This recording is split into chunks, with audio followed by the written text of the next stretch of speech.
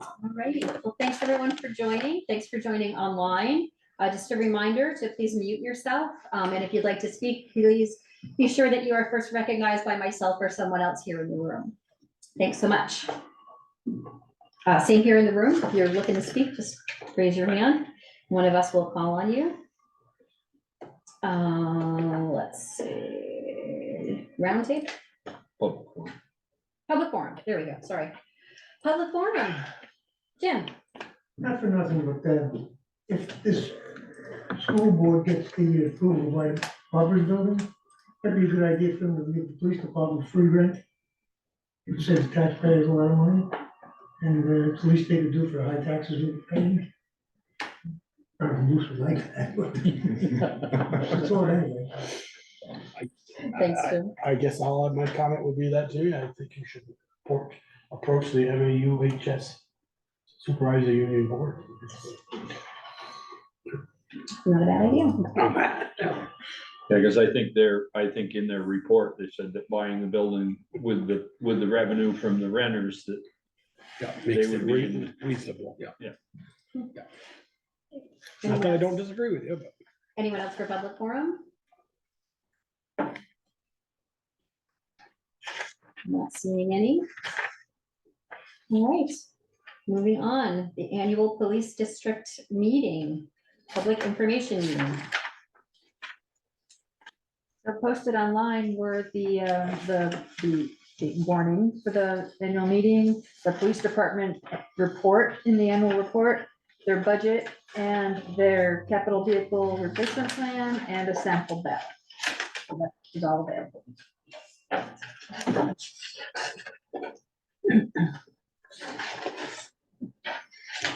Bruce, anything you wanna?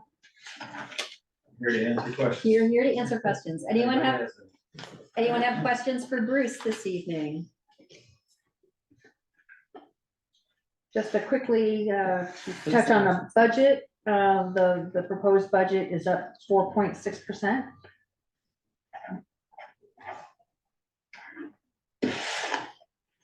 Bruce, I should know, I'll ask a question. I should know this, but apologize, I don't.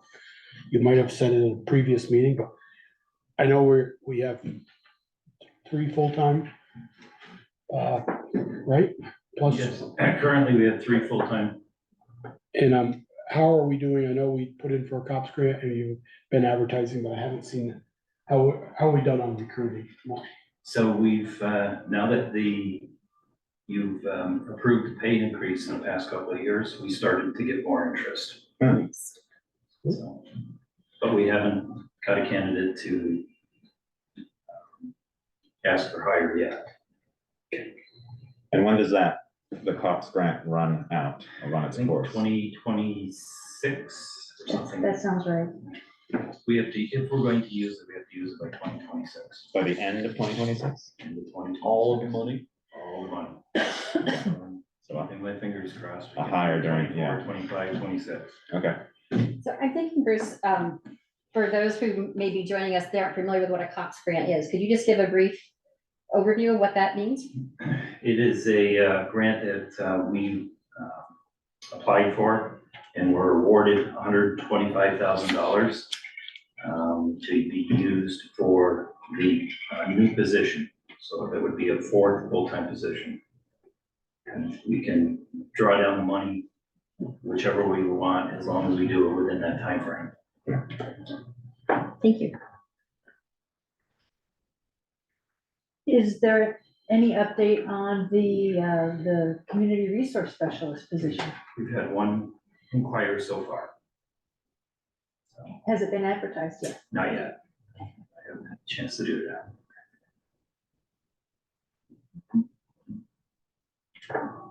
Let me know how I can help. Any other questions for folks online that are looking to join us this evening? Any questions for Chief Mason?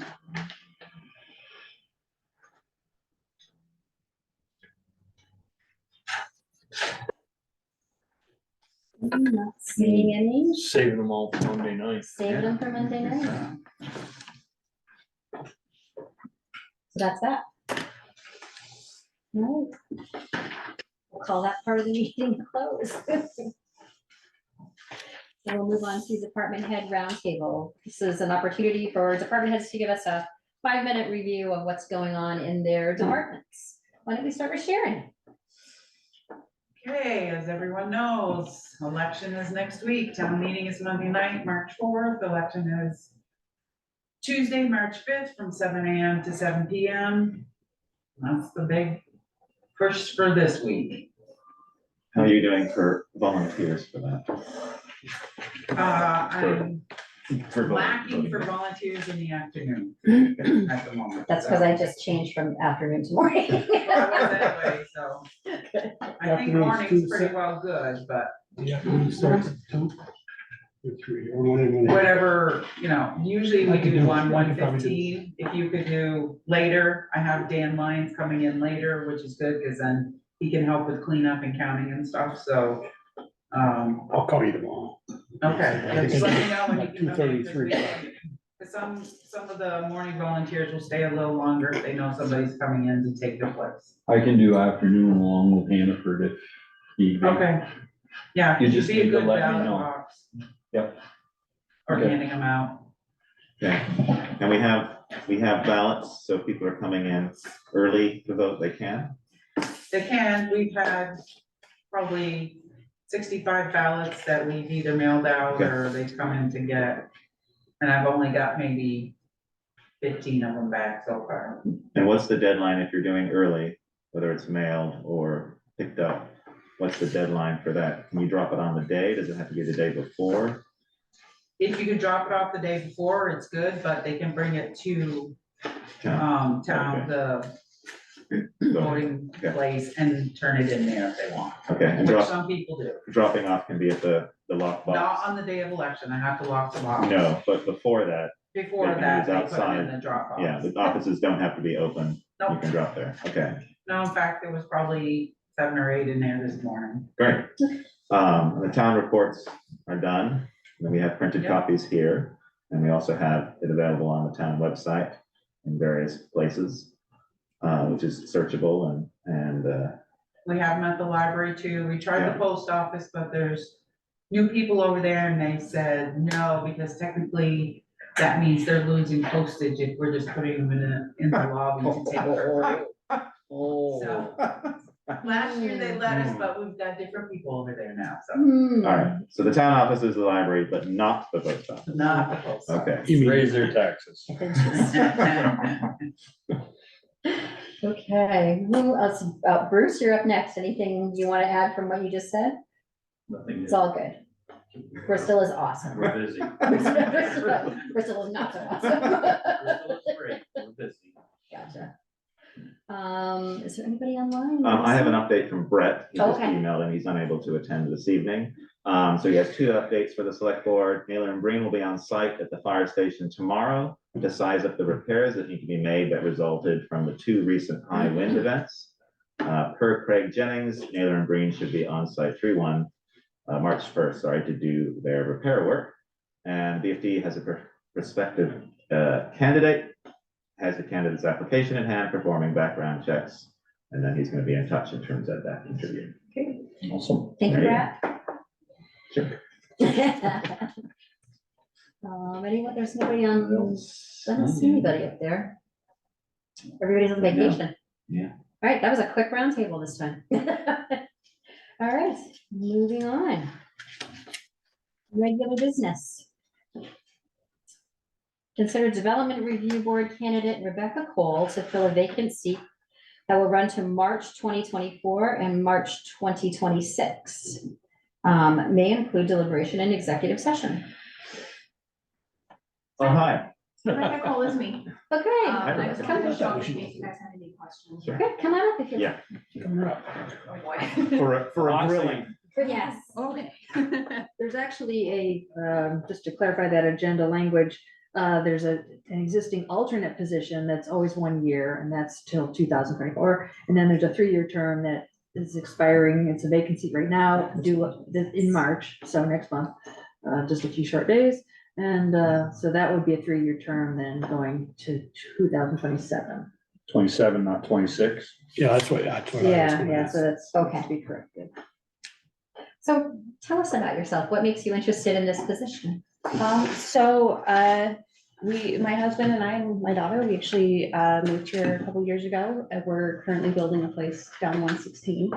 And we're very passionate about helping find a way to kind of fix some of the housing problems we have, but also maintaining the same feel that we, love about the area. So I saw that there was a lot of positions open on it, and I know the more people you have on a board, the better your results will be. So I just wanted to help out. Great.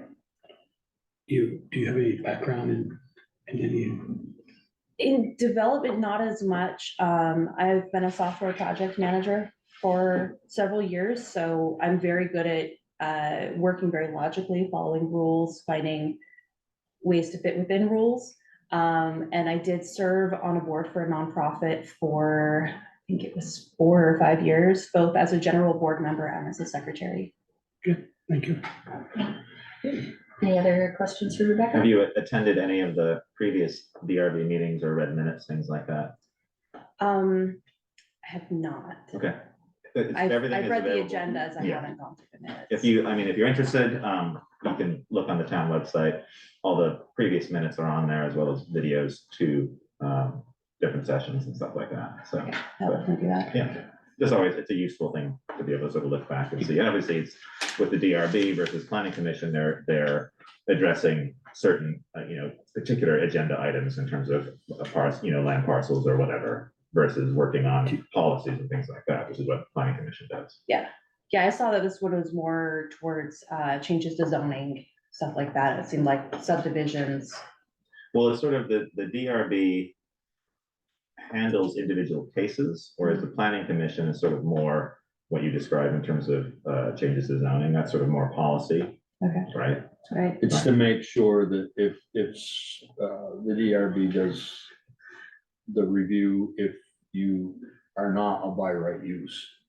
So if you're asking for something that's not the norm, then they go through, and I think that's Right. the way I took what she said as far as going through the procedure. Oh, right, that's true, in terms of looking at a Yeah. particular case, yes. Yeah, that was my understanding.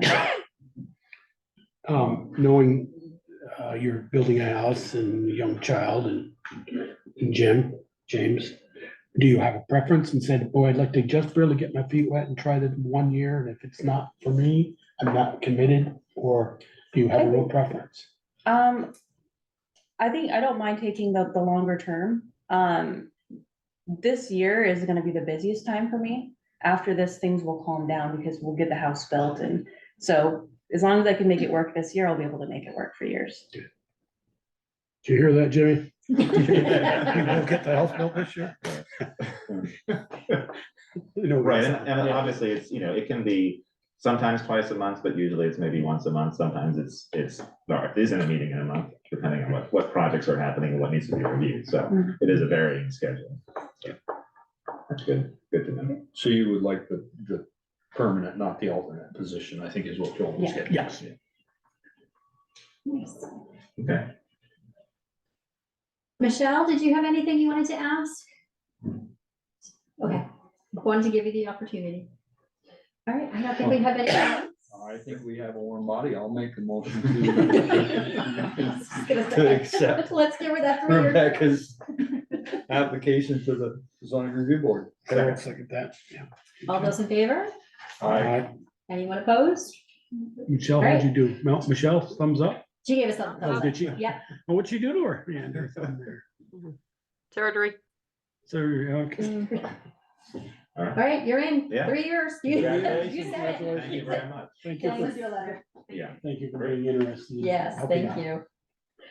All right, so we said we would put Bryson on in here. Is he Yeah, on? second. Well, he would follow number Correct. 2. Oh, sorry, follow. 2A. You're right. Sorry, I'm jumping ahead. So consider town health officer candidate Greg West for a 3-year term, appointed by the Vermont Health Department, may include some deliberation in executive session. So Greg. Hello, Hi there. Good evening. good evening. Good evening. Hi. Can you tell us, Been a little sick. Hi, can you tell us a little bit about yourself and why you're interested in this town health officer position?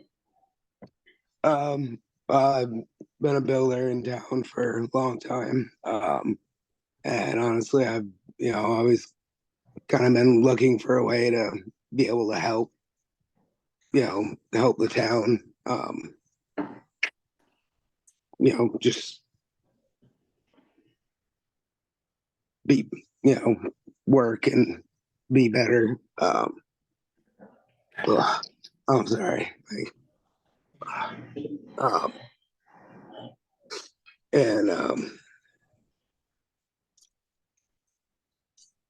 I just saw this opportunity and thought I'd try to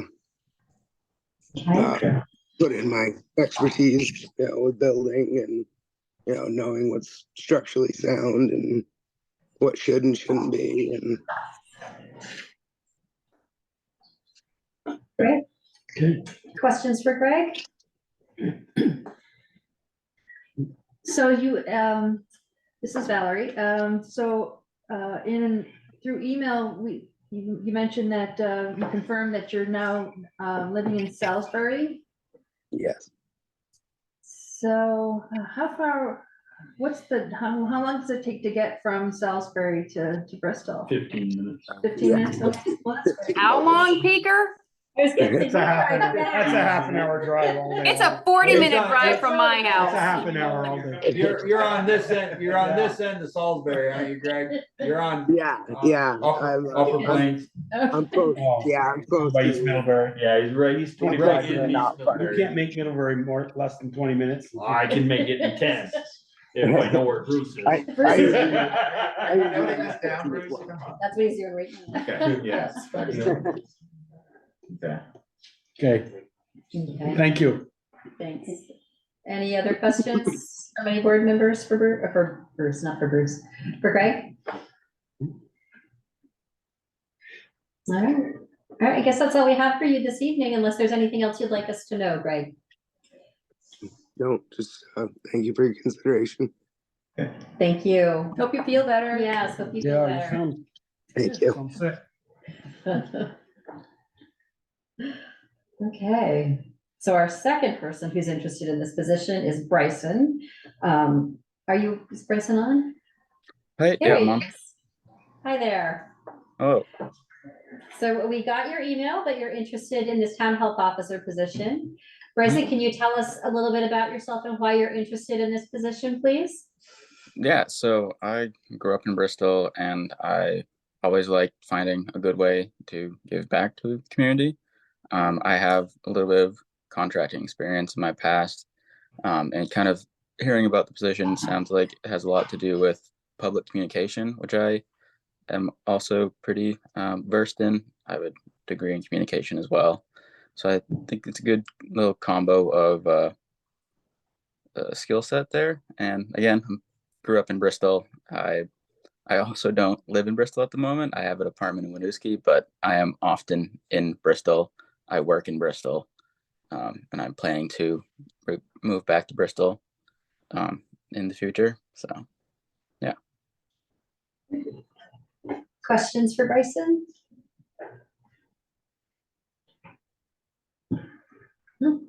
In terms of the travel time, you asked Greg that same question. right. Do we have data in terms of, is it sometimes an immediate thing in terms of a health officer dealing with a particular problem, and so travel time might be an issue, or? Not to my knowledge. Oh, Okay. I was gonna say travel time wouldn't be an issue to me as I'm only up in Winooski. It's about 45 minutes, and I am often in Bristol. I think was the question too. Yeah. Valerie, not me. Okay. No, that's sort of both of you, but I was kind of looking at Val, but yeah, I was just Oh, okay, curious. yeah. No, So- it's a fair question. Yeah. Yeah. I guess I was thinking along the lines of accessibility Okay, generally. okay. And in my time, I don't know that we've had situations where an urgent response was needed. Right, that's what I was curious. Okay. Right, but that's not to say that something might not come up. I just, you know, the town health officer might be called to step in on some urgent situations. I just don't, it's hard to predict. Okay. Yeah. Val, do you have data in terms of the amount of calls per year or issues that a town health officer might have to deal with? I don't know that we get that information. I sometimes okay. hear about it from sideways, Yeah, but not directly. I do receive copies of dog bite reports that the town health officer is required to provide. So there's that level of accessibility. Oftentimes, it can vary from month to month, from year to year. There might be some years where there's almost nothing going on, but then another year, the next year could be several hot topics come up. okay, Most often, I think the types of things the town health officer has been asked to deal with are hoarding issues and concerns. Neighbors call and ask for the town health officer to investigate piles of trash that people are concerned might be attracting disease or rodents or things like that. And in those instances, or in any other situation, or like mold, the law was changed very recently, effective in January, where town health officers are no longer expected to do rental inspections for things like mold. And now that has been given back to the state. So I think there was a lot of that type of activity in the past. And if the town health officer sees or investigates the situation and feels that some sort of enforcement or follow-up is necessary, the select board is the board of health. And so it's the town health officer's responsibility to make a recommendation or to bring to the board of health a recommendation for some sort of order, a health order. Okay. But I don't think it's ever happened in the last 6 or 7 years that I'm aware of. But you never know.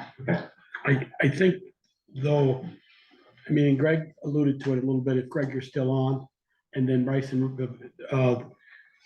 they both said about building, and it really has, I think, maybe I'm dead wrong, but I think it has a lot also to do with the health. That's why it's called the health officer. I mean, Diane Cushman was a registered nurse for many years and did it. More years registered nurse as a health officer, our health officer, David Henderson, Dr. Henderson.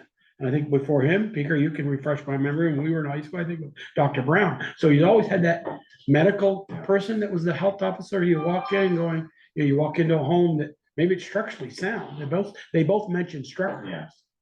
Yeah, I don't think the health officer has a lot to do with structural, it's more with conditions. And said, this place isn't not so much safe, it's not safe, it's gonna fall in, it's not Right. safe because Or there's failed septic system. failed septic system or Yeah. mice all around, or droppings of mice, that's the health part of it. And I haven't seen that yet on any of the interviews. Okay. So that's a concern I have.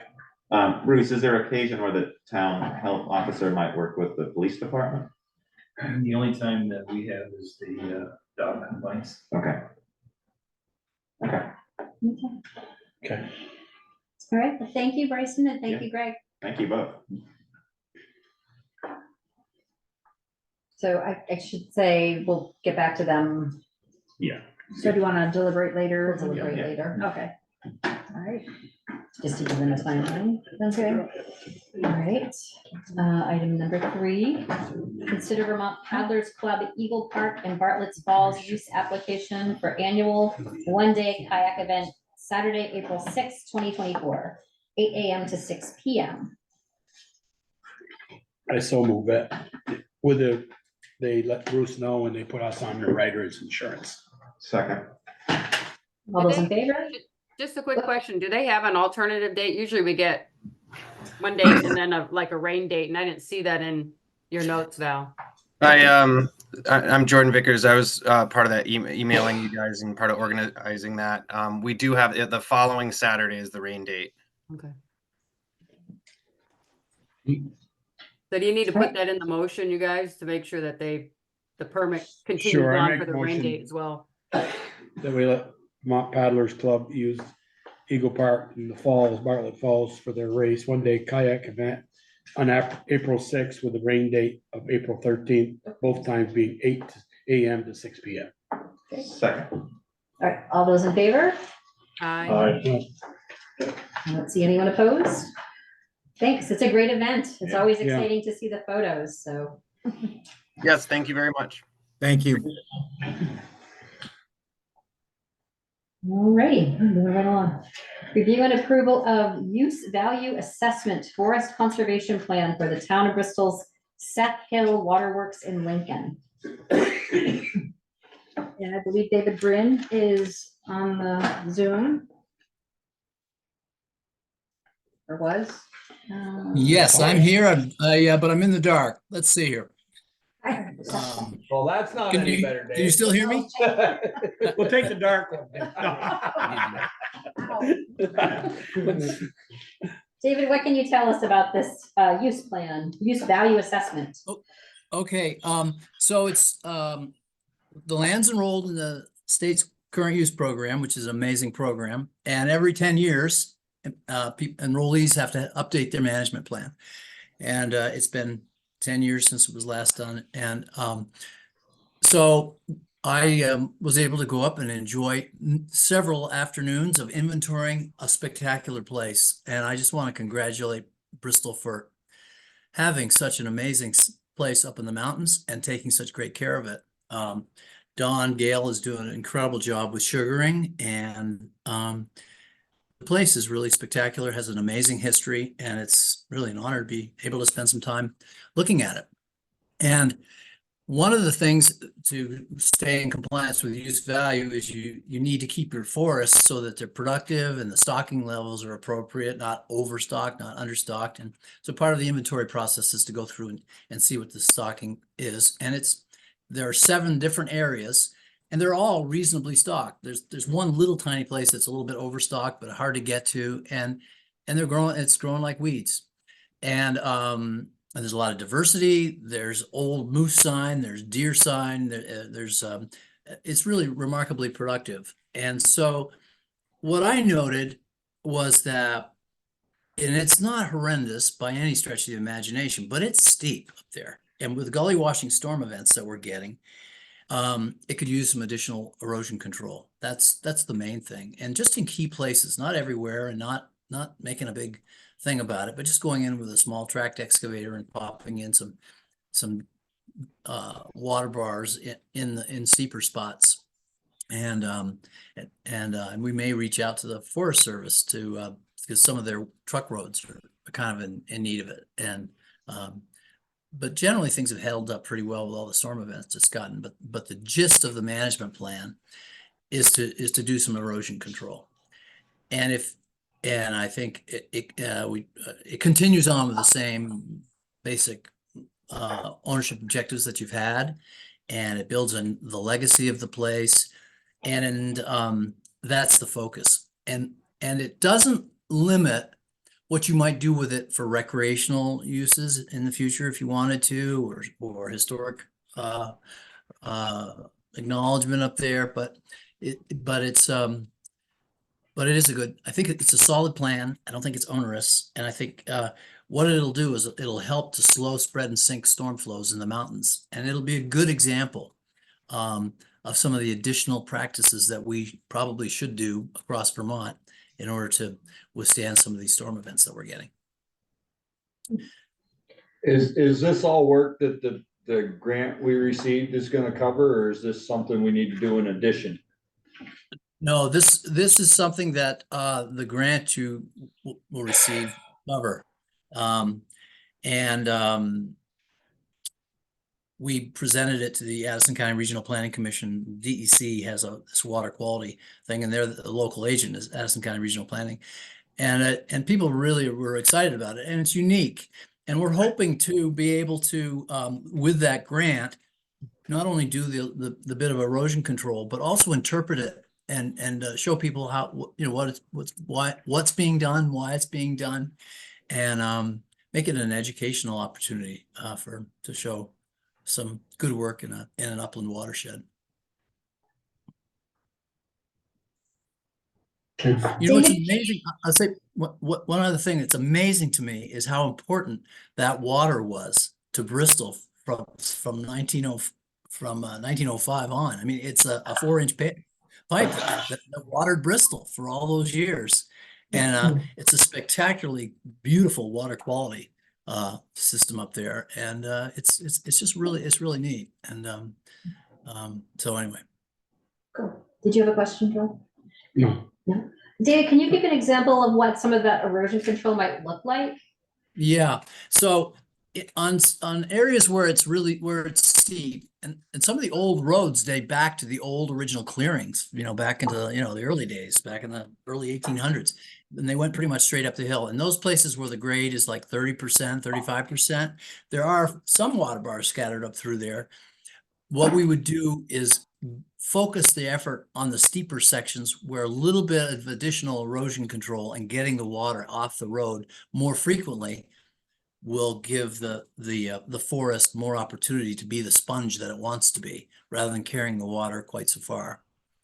And we'll do it with a small tract excavator. We've done a few of these in the recent past, and there's little under dry summer conditions, and there's little or no disturbance in between putting in these structures. But the little structures, and it's just with the soil that's on site, we just dig them down deep enough and put them at an angle and make it so that something that just kind of maintains itself over time. And hopefully we'll just allow the water to come off the uplands down toward the lowlands a little more slowly than it does without this sort of thing. Thanks, David. Thank you, David. David, you mentioned the potentials. You said if the town ever wanted to use it for recreational, what do you have ideas for that? I mean, would you have suggestions? I haven't seen the property, so I'm not familiar with it. Yeah, it is steep, and much of it is a riparian zone, and those areas are kind of wet and whatnot. But a really, I mean, in terms of just history, just going up and experiencing what a small town did up in the mountains of an adjacent town to provide water for the municipality, and just to look at it, it's impressive. It's just sort of from a historic perspective. In terms of other types of recreation, something that's not a vehicle or track, too much of a track, you need to be careful, because it is steep and it is erosive, but there are opportunities to put in some trails that would be enjoyable, stable, low need of maintenance, because they're relatively flat, and there's some of those that already exist. It'd be about trying to maybe connect some of those. But that would be a step that could happen. But what I'm proposing right now is that we just focus on the erosion control, and if there is an interest, then you can come up and check it out. Yeah, you had mentioned that, so I was just curious, but thank you. Yeah, thank you. Thanks, Dave. Any questions for David? So David, it's my understanding that the front page needs a signature. There's only 2 or 3 lines, so I don't think all 5 select board members can sign it. So does it make sense for the select board to authorize me to sign it on their behalf? I think that'd be excellent, and I'm sure that would be fine for the state. Do we need a motion for that? So moved. Second. All right, all those in favor of Valerie signing that document on behalf of the board? Assuming the board approves it. Assuming the board approves it. Oh, okay. Do we approve it? Well, I mean, David's right. Every 10 years, you've got to update your current use plan with the state anyway. So this is all part of it. Right. This is the big part of it. So do we need a motion to approve first before we make a motion to sign? Or approve and assign. Approve and. That's what Peter's motion was. I second. Peter's intended motion was to approve and authorize Valerie to sign. So all those in favor of that? Aye. All right. Thank you very much. Thank you, David. Thank you, David. Thank you, David. Thank you, David. Thank you very much. All right.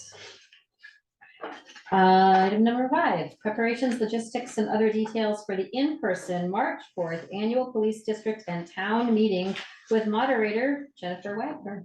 Ta-da. Come on up. They're here. You I thought she want snuck to come up to the table? Thanks for joining us. Slide right in here. Hello, everybody. Hello there. Evening.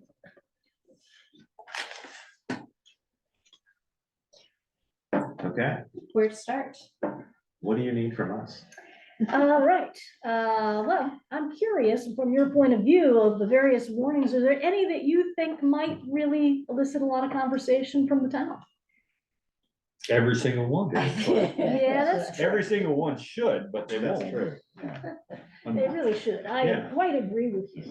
Somebody will always pick up on something in the budget or some interesting factor. I thought Article 21 about moving all of our civic organizations and social think that'll services draw- out to the Australian. I think That that'll draw. I think that's gonna draw a lot of conversation. But I mean, we've done that, or had done that before last year because of COVID, right. and it was fairly successful. It's nice because you got a lot of interesting data on how people are voting for individual organizations. And so we didn't ask the question at last year's meeting, but wanted to put it on for this year. And a lot of towns, surrounding towns, do already use Australian ballot for appropriations. Well, if that article passes, it'll make our town meeting even shorter. Right. Quite a bit. And I think 23, buying the land, That I one, think that will, people will ask, okay, what's the timeline for, In the Probably. budget, they'll be interested in. yeah. Here's So are it. there gonna be Probably people needs to present work. who can answer these questions about? No, you're on. That's your Yeah, job. that's up to you. We're going for a break on that one. I am It'll curious. just be our photo. We're gonna have a stick up there that I fixed. Yeah, Leave me high and we're, dry. Joel, no. we're happy to answer questions. Obviously, the select board has been having discussions regarding the land prior to publicly announcing it, but I'm sure we can answer any questions that the public might have with regard to this purchase. With regard to the purchase, yes. Yes. The Edison Independent will be doing a story, probably in Thursday's issue on this article, and I'll be providing Maren a lot of background about the project and what led us to this point and the need and all of that stuff. Good, we can draw on that article. Yes. That's great. Are there any legislators who've stepped forward and said they want to speak at the beginning of town meeting? Anybody heard from any We usually don't know until. They Yeah. show up, They show yeah. up. in the last minute? Okay. I'm assuming Chris Spray would be here because he lives here, but Right. we don't know that for sure. But he's also there traveling around to Yeah. other towns. That's true. Has anyone reached out to you about that? I've heard nothing from any of them. Okay. All right, we'll just wait and see who shows up then. And as usual, I'll ask the legislators to speak first and Yeah. briefly as well. And because some of them might not be residents of the town. Of we course, need to I get the always get Permission. permission That's right. by that very special moderator trick of, if I hear no objection, there you go. Which also counts for you, Valerie, and also for Sharon back there. Otherwise, is anybody else you know of who would be speaking who is not a town resident that I need to pay attention to for that? None that comes to mind. When it comes to mind. Okay, very good. Cecil Foster will be doing the refreshments again? Is that what I saw in an email? Yeah, the Right. Masonic Clause. Masonic Lodge, okay, the Masonic Lodge. Had it up It's like- Have you reached out to him? Have you connected with him? I have. Okay. Yeah. You may want to do that. Noted. All right, I'll reach out to him. I Yeah. can find my email. Just to number. confirm, it was in the past, our previous moderator had worked with him on those arrangements. He reached out to Sharon this year, very kind of him. But yeah, I would suggest touching base with him, and I emailed you his contact information. Yeah, you did. I'm sure I can find it. I will look. Do you want? Just, Yeah, sure.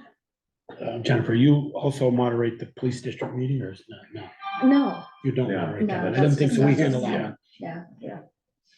I'll be lurking in the wings, but I don't. You moderate that one. They'll be looking for your lurking. And I can touch base with NEAT to see how they're gonna cover the event in terms of Microphones and streaming things. and microphones and things like that. That's right, and one of the interesting technical features will be the Zoom again. Right. And moderating the Zoom traffic and input and feedback. So I from think Zoomers. last year you did Yeah. that. Yeah. Do we have, better term, Boy Scouts lined up to run the mics around? I think last year they were just positioned on stands. And we asked people to come up to Okay. them. I think we had multiples, but I'll reach out to Sean and Nate. I think that works better than running mics around, Yeah. actually. Yeah, people's good. I mean, I hope it does. Sometimes people want, well, I don't wanna go up and get there. I think it's okay, but if we had a mic up front or two and maybe I think one they had- halfway back. Yeah, I think that's the way they set it up last Yeah. time, as I recall. Yeah. And I can bring my laptop and help with Yeah. monitoring the Yeah, chat. we had some questions last year, but. Yeah. not I think tremendous Peter, you amount. zoomed in last year because you had the COVID, right? Was that last year or the year before? No, I was here. I'm making that up. Maybe I was. No, I was just off surgery. That's how I remember it. That's right. Sam, are gonna set up on the stage again, or gonna set up below the stage? On stage. On stage, okay. Speaker lectern for me, Sharon's taking minutes, same as before, okay. Very good. I'll show up early for mic check, so I'll show up before the police district meeting. Yeah. If it's preferred time, you want me to show up for mic check? Anybody? 6? 6 or 6:15, probably. I mean, Yeah. it should be all set up by then. So now that the school doesn't so-called get involved, we have our little break, and we go up back, and they come up on the stage. Obviously, the buzzword in all of Vermont is the education tax going up 20%, and then they voted last week to do something, and they could suspend their school vote. And I don't know if Mount doing that, and we don't have any control over that, but when people ask those questions, are we gonna have at least somebody in the audience? I hope some school directors that could, or where does that fit, or does it It fit? doesn't. I don't know. Does if it really fits fit in this here? meeting. I mean, I think Does they're it fit meeting under the first one, Right. to hear the reports of the town officers? Is the school a town office? No, I don't think I so. don't think it I is. don't think so. So I think we, I mean, if we have a question like that, we have to direct them back to the school board. You know, when. Which they should be answered on the 27th. That's their meeting. Right. That's. Right. Yeah. Which is tomorrow night Yeah. at Mount Abe. And no one will go because they'll all be in the gymnasium because the girls are in the playoffs, so. Yeah. Or they'll be at the library listening to The the two select candidate- board candidates, candidates. yes. A lot going on. Yes, yeah. I mean, I just think, I hope they'll, if there's school directors listening in, I hope you're in the audience and, because people are going to ask and you're a big chunk of that tax bill. Right. But that's nothing. I guess it's nothing to us. Absolutely Yeah. Nothing to do with us. It is something to us, but it's Right. nothing to do with our budget. Or that And we have that's- any And jurisdiction. that's Right. what our No. meeting is. Is our budget. Yeah, I think 6:15 is fine. We might be in. We had a very brief select board meeting last year. In and then- between. In between. Well, no, we had one here Before. and then we did the police district one and then we went into the meeting. So I don't know if we'll be down here. We'll see what happens, but 6:15, I think is fine. All right, now, in the past, the police district meeting took place on the floor upstairs, Correct. but with tables Yeah. and not on the stage. So Right. it was a Yeah. more Yeah, we had a intimate couple of wireless arrangement. mics and then we just, those moved to a different position. And that was filmed by Dee. Yeah. Yeah. Yes. Is there anything with? Just a reminder with Zoom, folks can't vote via Zoom, correct? Correct. Okay. Yeah, But they can ask questions. they can ask questions, We can but they answer can't those vote. questions, but they can't officially vote. They also cannot make amendments either, I would say. Correct. Yeah, can't do that. Anything else the select board wants to make sure, or anybody wants to make sure the moderator is doing, says, shares, doesn't say? A few jokes, Yeah, a couple of anecdotes and, Excellent. Well, you know, the thing I love most Song. about town meeting last year was at the very end, when people got up and just started sharing stories about, it was George Smith, it was wonderful. Yeah. And I would love to find a way to encourage that spontaneous, it's community building, Right. to talk about fond members of the community and share stories about them. Well, hopefully if the meeting doesn't go on too long, they will do that. Yeah. I don't know. We'll still have some energy left at the Yeah, end. it's those meetings that go till like 11 o'clock midnight. Those are the ones when everybody Right. just like It's an puts their average chair select- away and goes home. Girl, that's an average select board meeting. Oh, yeah. So remind me, do we open it as do we open the meeting as a select board meeting and then turn it over to Jen, or Jen opens the meeting and does all of that? We're just there Correct. to look good. Answer questions. Right. Okay. It's not No, a we- select board It's meeting. not a Okay. select board meeting. Open it up Okay. as- It's Jen's meeting, not our meeting. There we go. It's not Her and my Sharon- meeting, it's it's hers and the Sharon. people's meeting. The town clerks. I am just there to facilitate the meeting. Don't you all hide behind cardboard cutouts. I am not the meeting. Okay, good. Yeah, now I remember to bring my gavel and pound the meeting to order. I will Right. recess it until we vote the next day on Tuesday. I will definitely make sure to mention the honorarium in the beginning of this for Diane Cushman Mhm. and point that out to folks. We don't have any memorial pages anymore in the town report. do we? It depends. Varies. It Oh, depends. okay. I didn't find any. We this didn't year. lose anybody. Well, we We did. did, we didn't get it. Yeah, but the logistics didn't come together to make it happen. We tried. Who did we lose? Who you're thinking of? Tom Wells. Oh, Wallace. Wallace. Yes. Wallace, right, yeah. Wallace. Thanks. Not yet. No, Wallace. Yep, I forgot about that. Yep. Okay, I could say it's a word or two. Yep, and maybe we'll share memories of Tom Wallace at the end. And his pit helmet. You're going first. Great. Okay, You might get a little question, I think on Article 10, it's new, okay. about setting up a recreation Mm. equipment fund, Right. facility capital fund. That might Yep. generate a question or two. Question. I think it would be nice to acknowledge also that Darla will not be running again, so this, Yep. that will be her last. She's running day. away. He's running all right. We're not going So anywhere. that'll be her last official That's right. duty Will as, be, yeah. select board. Can Okay. we bring you flowers at the end, like the Oh, ice skating? yeah, he wants to. I'm not gonna say no to flowers. Nice. Okay. Bottle of wine might be more appropriate. During, before the meeting starts? or- The pre-meeting. Oh, my goodness. Good. Yeah, there's nothing else I see on there. Obviously, a lot is similar year to year. There's a few changes in terms of the articles in the Yeah. warning. Last year, the penalty charged by the tax collector was very popular, if I'm remembering Right. that right. That's There's always a- that that's always a wild good one, card. yeah. Yeah, there's always a wild card. Yeah, one we, that- we basically have gone with what has been recommended from the floor for the past few years rather than, Yeah. Okay. rather than what statute says we can. Article 6. Yep. Might get some discussion. Is that what it was last year? No, it's not. Okay. We've changed that.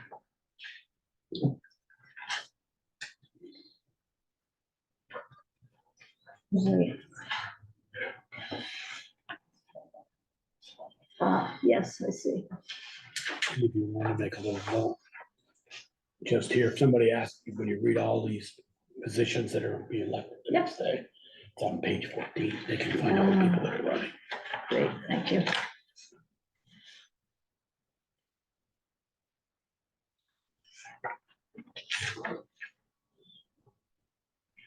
Yeah, I thought the budgets were pretty clear. I know I had a question or two myself, but this is not the place for me to ask, but the voters will have You're here, something to right? ask. No, it's not my time. You guys have other business. I don't want to keep you here till 11 o'clock at night.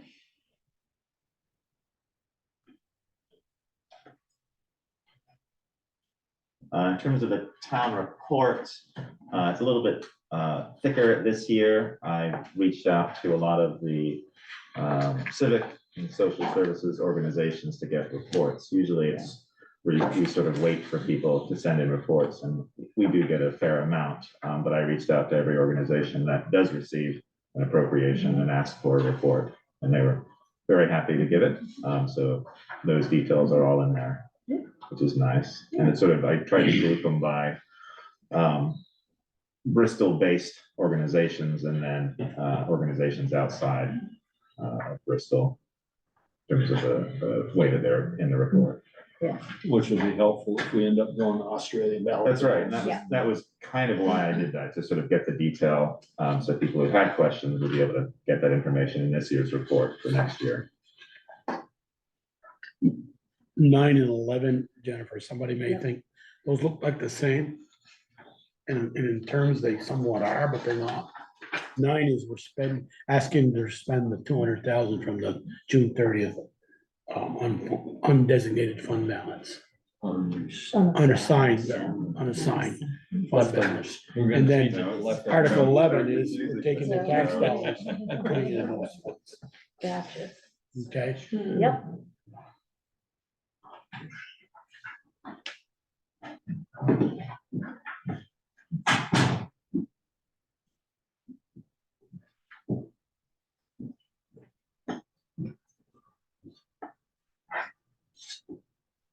And Valerie, it may help us on the, or you answering if you can, if someone said, okay, if Article 9 and 11 pass, what's in the capital paving fund now, or what's in the reappraisal fund? Or we had those little cheat notes over here, maybe. I know you can flop it up real quick, what's in the funds, but.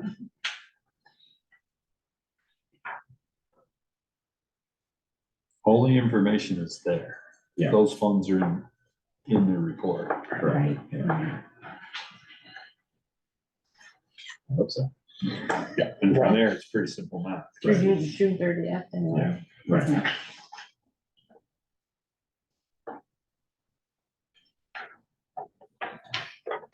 Any other questions, Jen? I have no other questions. Great. I'm not sure Article 13, the very first one on the thing with all the cemetery damage they had. And they're the first one, Bristol Cemetery, that someone, I wouldn't be surprised if someone gets up and asks to raise that because of the storm damage. They've done a nice job picking it all up, and I don't know what their cost was. But somebody Yeah, may that was ask. one of the things I was thinking about. Somebody may as I looked ask. to the different, why we're getting them out, we're giving them 10,000 extra, because they said they needed 10,000 extra. I read in the paper one place. That was prior to the storm. Yeah. Yeah. Okay. In the town report, I created a new section for information that was already in the town report, which was district budgets. Those were sort of grouped in financial reports, but I split them out just so people are aware of the police district as well as the sewer and water. Tried to make that a little bit more easier to understand. And then the fire department capital equipment and capital apparatus, that for some reason that it disappeared from the last few years of reports. It has been in prior ones, but now it's back in. It was that guy that probably that guy last year that put their town report together. I'm not sure why. Yeah. You probably didn't get all the information. Well, yeah. But those are in there now, which is Article 14 is long tradition one, the 4th of July, but that's pretty good. It's a good increase this year. So you may get a question on that.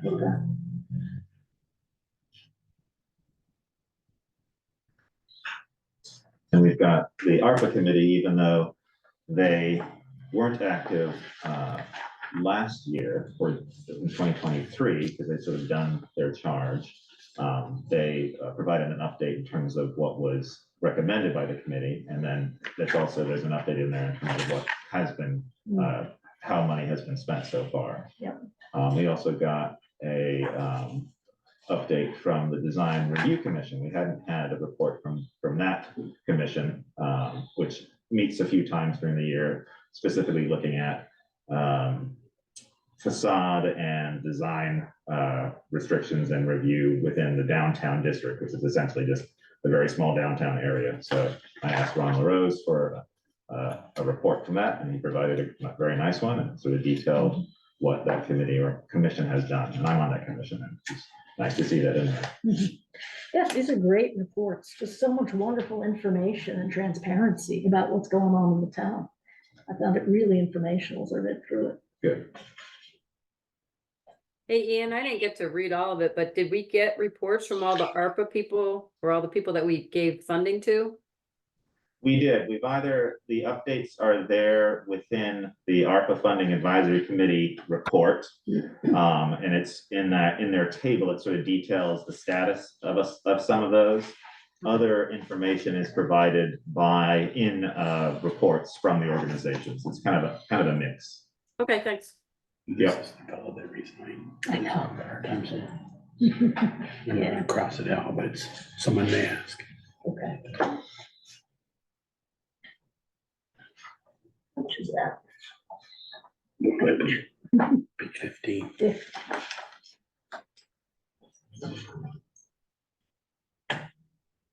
Yeah.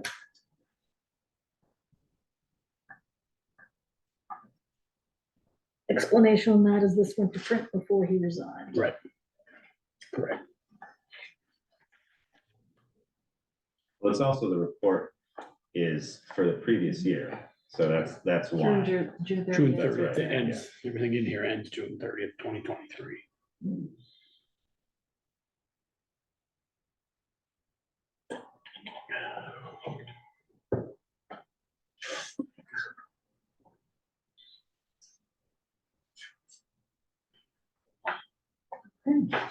Anything else? We gotta save something for surprise. Okay. We're not gonna tell you everything. That's what Peter will have his Hawaiian shirt on, How fast can she right? type? Peter, you'll have a Hawaiian shirt on. Yep. Right. I He will. always does. All right. How many do you have of those now? Oh, a lot. Some fit better than others. They shrink. They're made out of Yeah. material. No, they're made out of material. But I've got some that won't fit my granddaughter now. All right, thank you. All right. Thank Good. you. Thank you, Jen. Yeah, See you appreciate it. Monday. Yeah. All righty. Before we move on to the next agenda item, I just want to circle back on the town health officer. Two messages. Greg West emailed, he said, hello, I just thought I should let it be known that my wife is in the medical field, and while I may not know about disease like some in healthcare, I'm not oblivious to it. I know how they spread and prevention measures to take. That was a lot of what I did with renovation work through the years, and have cleaned out hoarders' houses a few times in his career. Okay. And we also received a chat message from Helen Young that she noted that the advertisement for the town health officer noted that medical experience was not required, and that experience in the building trades would be helpful. And she suggested that perhaps should be re-advertised. But the reason it was structured that way was because Diane Cushman actually advised that medical experience is not necessary. I mean, even though she's a nurse, that a lot of the other stuff had to do more with buildings, like the mold and Okay. rental properties and Good to things know. like that, and trash buildup and that kind of thing. So that's why it was structured that way. Understood. Thank you. All right, so item six, consider the selection of a consultant team for the Bristol Accessible Recreation Town Parks Project and allocation of ARPA funds for it. Yes, this is a little awkward. As I noted in my summary here, we received 6 responses, which was quite surprising, to our request for proposals. And this whole initiative is the result of a pilot project to study accessibility for recreation facilities in Bristol. And we enlisted several reviewers. Ian was one of them. And they were it ultimately got narrowed down to 2 of the 6 proposals. And the reviews were kind of balancing themselves out. And I didn't realize until I was re-reviewing some of the other comments from the other reviewers that part of my summary was not exactly accurate. That the tie was with the proposal from CRO and Du Bois and King. And I realized today that the CRO proposal, the cost proposal, whatever it is, anyway, it's not a lump sum of 50,000. That's for the phase one. The phase two is actually the construction documents, which they estimated would be between, I think, $6,000 and several $1,000s per park, in addition to the $50,000 lump sum for the phase one. So that was a bit of a surprise to me. And I'm not sure. So, I was just recapping the reviews. Yeah. And the fact that just today I realized that the CRO proposal, the $50,000 lump sum was just for phase one. Correct. And that's what you were referring to That's when right. you said they didn't include the construction documents, because the technical proposal was very clear that they did. Yeah. They gave that a lot of consideration, but I didn't quite catch in the cost proposal that would be an additional Yeah, I don't know service over and why above. they split it out as a Yeah. separate thing, Right. unless they interpreted the RFP just to get to a certain point. Yeah. Well, it doesn't matter if it's an additional cost. Yeah. So that may make the choice a little easier, but that's, yeah. So I posted on the website the two technical proposals and the two cost proposals. So if folks had a chance to look at them themselves, you can make your own decision or suggestion. I mean, overall, I thought that those two proposals were excellent. You know, Yeah, they definitely had sort of different approaches and different ways of, they each had little idiosyncrasies in them, like Yes. little typos or little misreferences, yeah, but they all did that in some way. yeah. I mean, there definitely was a fairly large difference in terms of the hours that were proposed Right. by each, with one being far greater than the other. And one had sort of even though they said that they could work within the time frame that we had allotted, they would prefer to have an additional 3 months in the time frame, which I thought was interesting. So I don't know. I'm not sure about that. Right, and I had, on the town's website, I had published an FAQs that came out after the RFP was issued to respond to the questions that were coming in. So I tried to make all of that available to everybody, and they're still posted there for reference. I know that Porter had hoped to join in tonight's conversation, but not sure that she's made it. If we do this study, what are we looking to? What's the end goal? What is this? Or just a study that's done that the parks are gonna cost us hundreds of $1,000s to do the infrastructure and all this that they come up that should be done? And then obviously, we're probably gonna shelf that because we can't afford it, or look for grants, or you couldn't, if we don't even have this first study done, you can't even apply for a grant? Or is it gonna just sit on a shelf after we do this $50,000 study? The objective and first of all, the suggestion is, and I believe the select board supported this, was that the study would be done with ARPA funding. And the goal is to have construction documents of the preferred designs for each park, so that if and when grant funding comes around, that we would have shovel-ready projects to apply for, which would increase our competitiveness for different grants. Yeah, I don't think it was so that we were ready. It wasn't so that we were gonna spend the money. That was never the intent. It was Right. never to budget the money Right. to do the work. It was to have the projects ready to apply for grants. And one of the concerns that has been brought to our attention is not only the cost of design and construction and all of that, but the ongoing maintenance. So to Right, I make know sure Eric that addressed that issue. that be factored into whatever designs ultimately get selected. So the choices are Du Bois and King, and they provided a cost estimate of a little over $42,000, almost $43,000.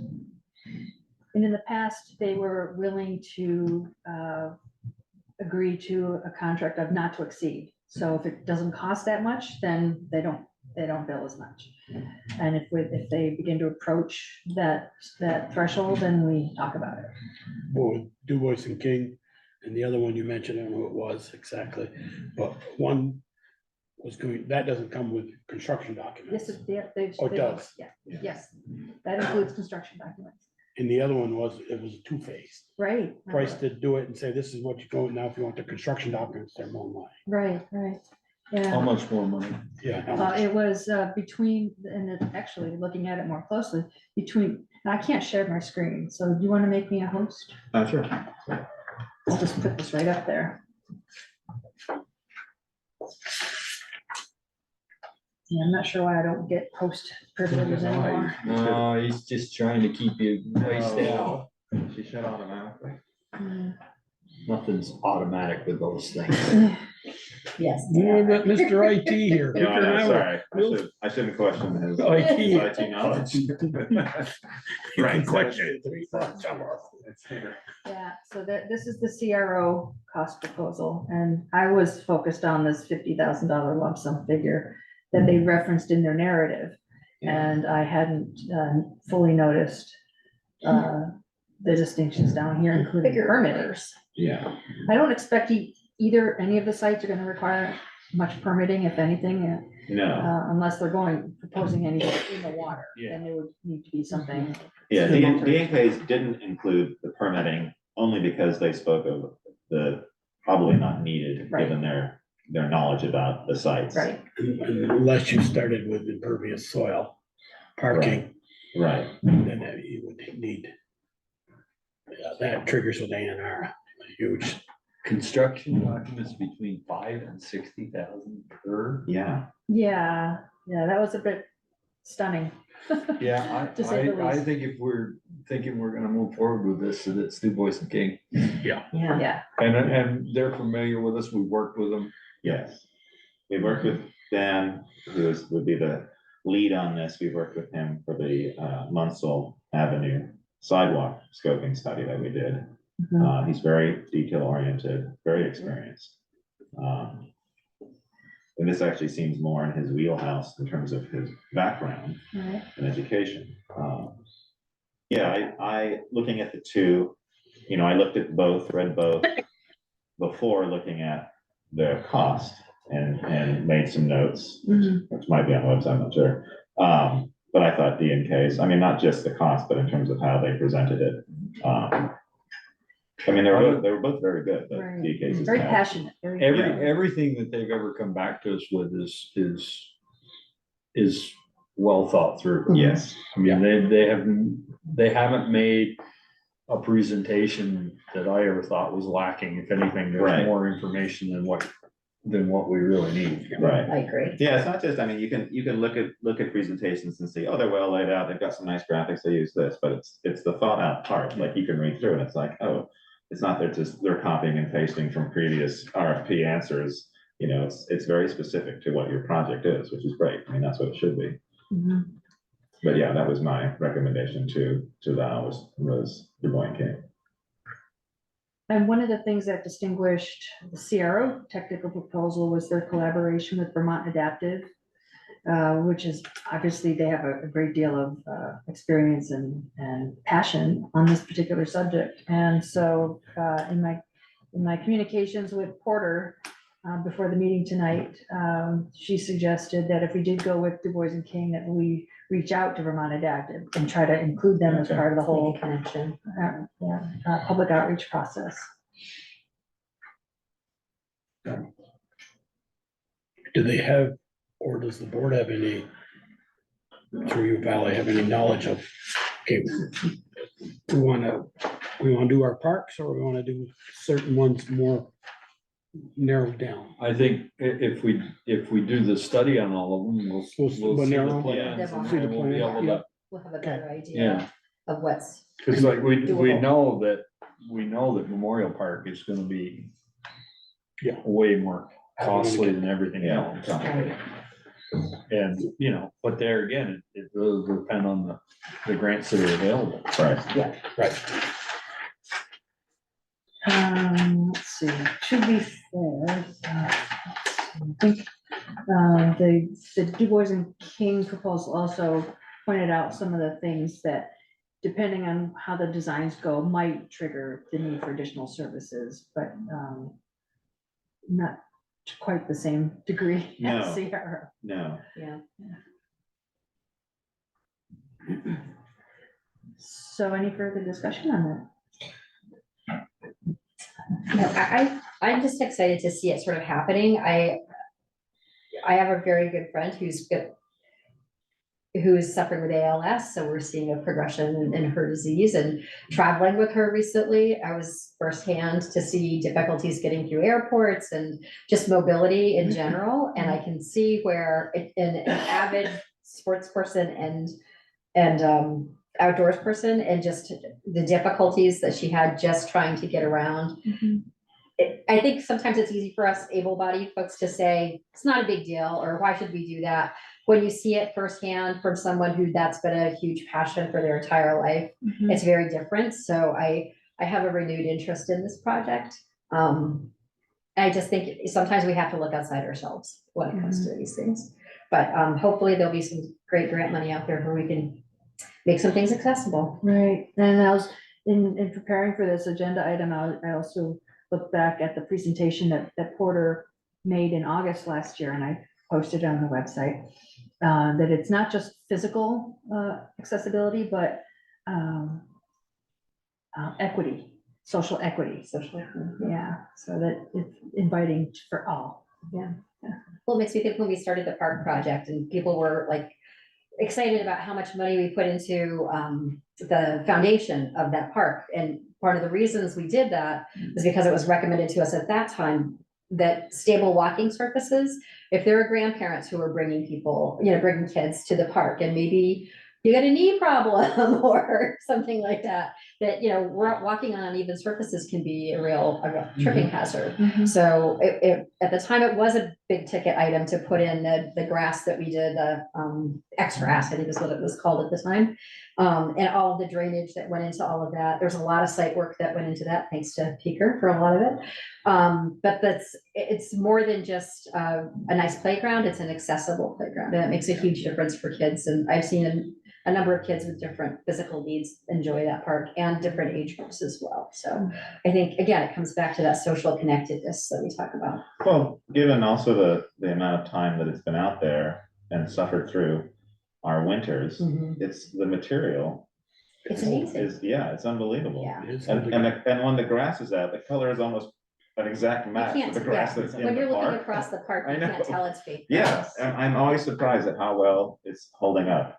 Because it was a new thing. I don't think it had even been used in any Vermont parks or areas. It had been used out of Massachusetts, I believe. Yeah, But, they yeah. used it nearby, but not here. Yeah, And it was similar to what like the multi-purpose fields but not the exact same no, thing. but yeah. it's still- And there's, it's yeah, great. it's amazing. There's just never been any pooling of water or anything. Anyway, that's a whole other conversation. Porter's on there. Porter's on. Porter. Hi, Porter.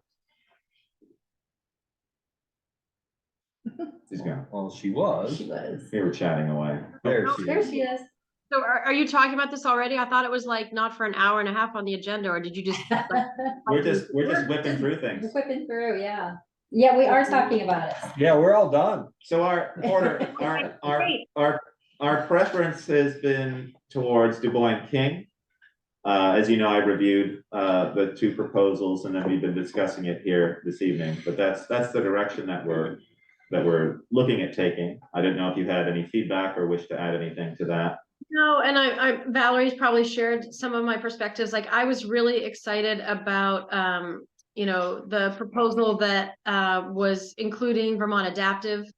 And I thought that they played a greater emphasis on community engagement than the others. And that's really exciting to me, because I feel like this is a real opportunity, and I think we want to think out of the box. This is not, it's not just a project where like, this is what we want, so tell us how to engineer that. It's more like, what are the possibilities here?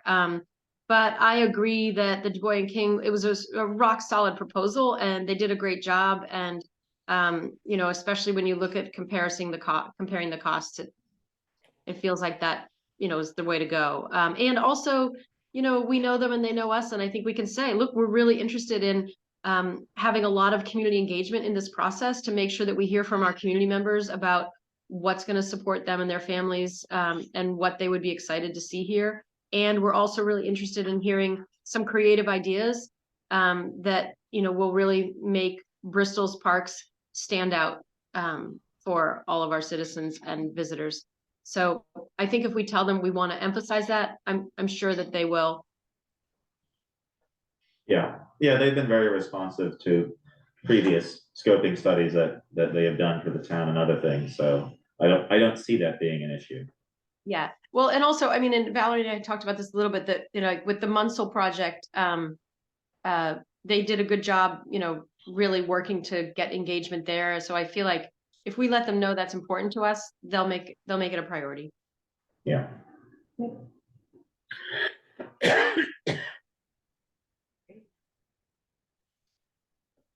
I'd make a motion to accept the William King proposal. Second. So we have a motion and a second. All those in favor? Aye. Do we want to set an upper limit or not to exceed, or Well, their proposal was what, 42? their cost proposal, 42.6 something.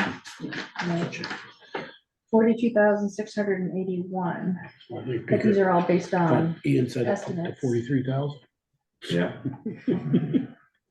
Up to 43, I mean, or do you think it needs to be greater than that? I mean, they've been very open in terms of, as a project has progressed, if additional costs were going to happen. Perhaps up to 45? So you want to amend your? Yeah, amend that, accept the proposal up to 45,000, not to exceed. Okay. I'm okay with that. And you're okay with that, all right? So all those in favor? Aye. And that's of ARPA funding. ARPA funding, Yes. yes. Well, that's the next, oh, Right. okay, yes, yeah. All righty, Right. thank you, Right. Porter. Thank you for it. Item number seven, consider additional I'm glad I allocation. logged in a little early to see where you were on the agenda. So item seven, consider additional allocations of ARPA funding. I do not have anything new to offer, but I can show you where we are at with the balance. Does the balance include interest? No, I do not know what the interest is. Sharon, do you know what the interest is? It's a few dollars. Is it more than $10? I hope. Probably, but. Okay, good. 11.95. It was 11.97 the last time I checked. And growing. So on your screen is the current balance, and based upon the decision just made of up to $45,000. And I threw in the bus shelter installation. I don't know if an estimated cost was ever agreed upon that might come out of the ARPA funding. So No. in consulting with Ian, we came up with it's probably not going to be more than $5,000. So I think I've captured everything, and the balance is about $282,000. Plus whatever the interest is that's accrued. And when do we have to have that allocated? It's already been allocated. It's already been allocated, That's just- basically when the select board agreed to accept the revenue replacement option. That did it. So now it's town money Okay, from here forward. perfect. But technically, the program requires that the funds be obligated or by the 24th, December 31st, 2024, and actually spent by December 31st, 2026. But technically, we've already done that. We've already met that requirement. Okay. Great. Did you have anything you were going to? There was the farmer's market budget. I have that, if people want to see that.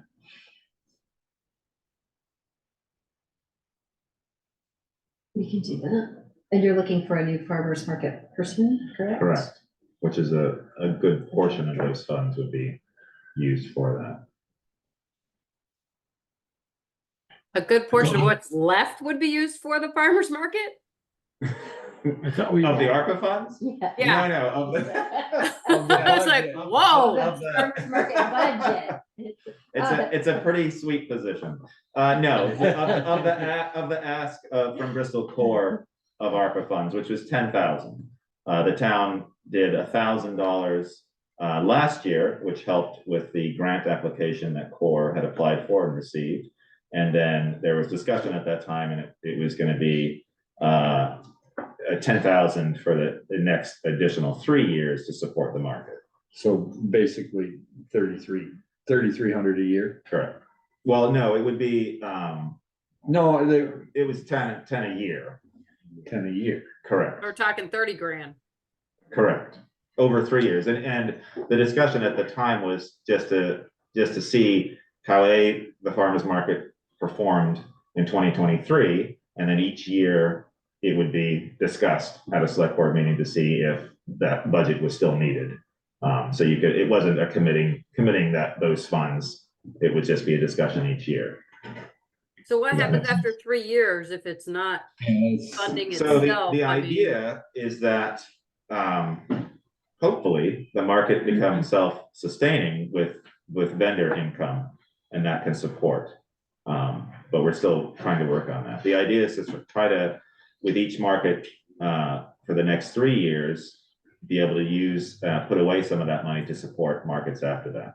And more than likely, some of Bristol Core's budget might go towards that budget as well, which we kind of do, with flower baskets or pocock rocks, things like that. So hopefully it's not a wet summer and you can get good crowds. Right, I know, which it was last year, which is tough. Horrible. So I broke, go on. So one of the things about the market last summer is there weren't really very many farmers. I heard that a lot. It's, part of it was trying to engage people who wanted to be part of the market, who hadn't already set up and had already had a plan for where they were selling or not selling for that year. Because it was a new market, it was coming back after a very long hiatus. And then there's also the seasons too, in terms of being able to get produce at certain times. But we're working to improve that this year. Do we anticipate that changing? I mean, it was a great little market and it was a wonderful thing. And I'm hoping that the community felt economic dividends from that. But the ARPA criteria was not for a farmer's market per se. What the ARPA committee was really talking about at the time was looking for ways to support local growers and to make create more opportunities for there to be local people accessing locally grown food. And we didn't know how to do that. We didn't really have any proposals for it. And CORE came forward with the farmers market idea, and that was great. But to Michelle's point, I would be a little concerned about using the ARPA money because for something that's an ongoing sort of administrative expense. Because the way that we were trying to use the ARPA money was, yes, to leverage funds. So to the extent that those funds are leveraging additional money to the community, okay. But more to create infrastructure supports or do something that's an investment in lasting change. And then also, demographics. We were trying to provide a broad range of things that would help people in different parts of the community. And farmers were a group of, as a demographic that, we wanted to see supported. So if there's really going to be farmers there, I feel like that's more in line with what the ARPA committee was looking for. If you're certain or Frida's confident that you can use this money to leverage additional money for the farmers market, okay, that would probably also be supportive. But anyway, that's just my 2 cents. So. But to just put $30,000 out there for the sake of putting it out there isn't acceptable under the terms of what you discussed as a committee. It's definitely not the spirit of what we were going at with the support farmers or farmers market except on that line item on the ARPA thing.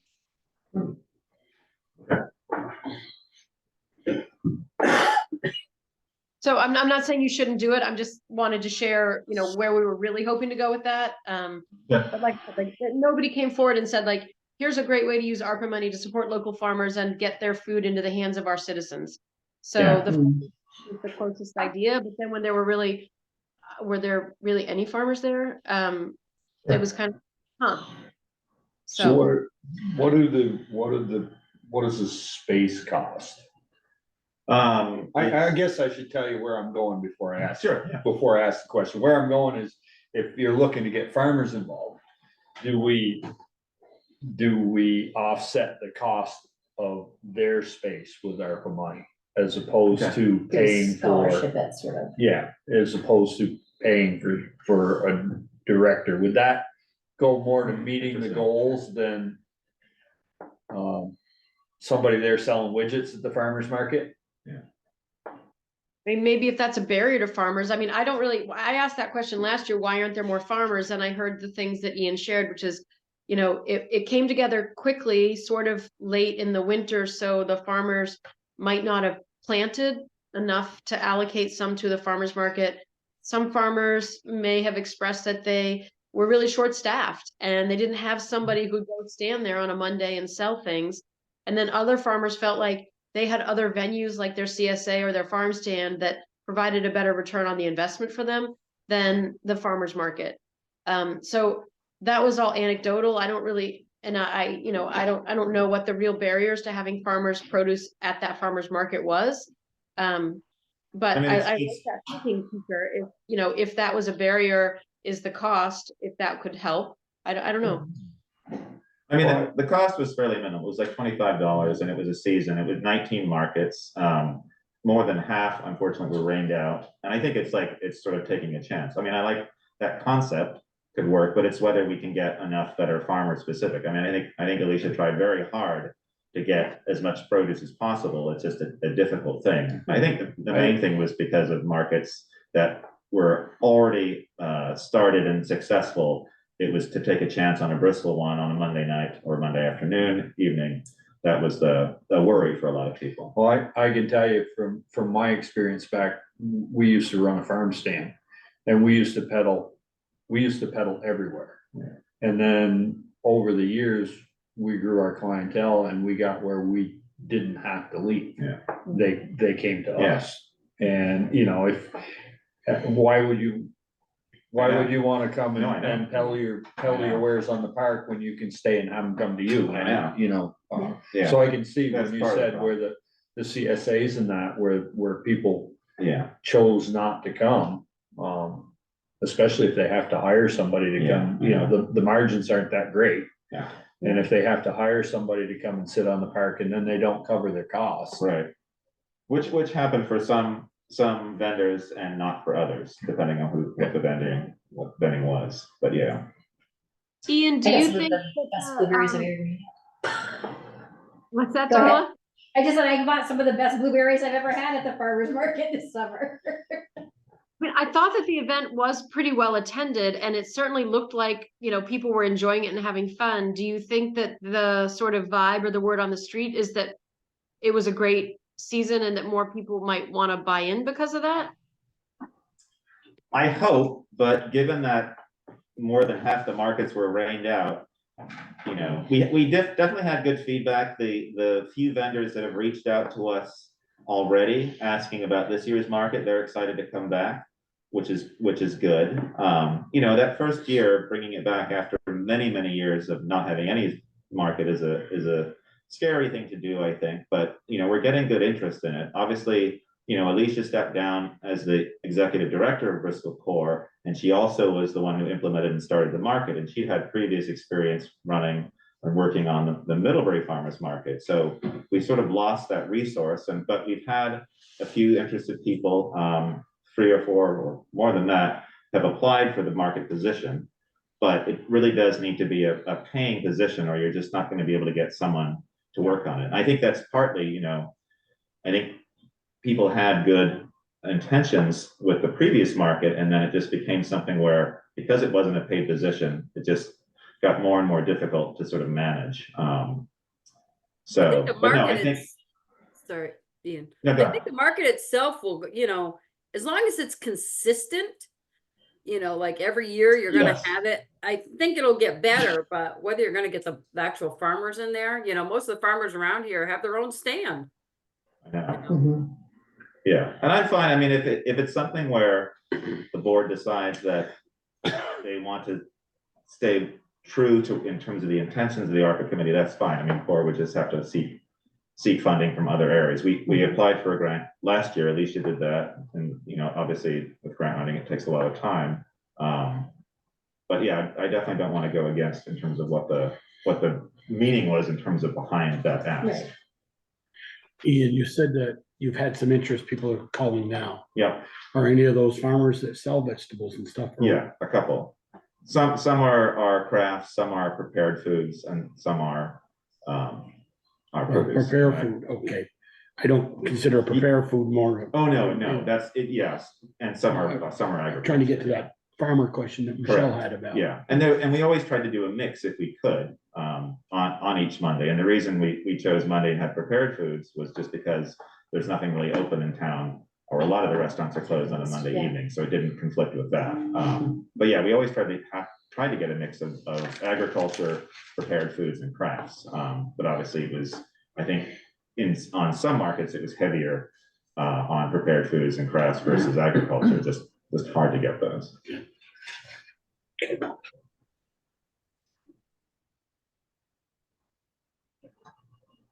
Thanks, Ian. Sure. So is there anything more on that subject for ARPA funding? How do we want to leave it and move forward with future discussions of ARPA funding?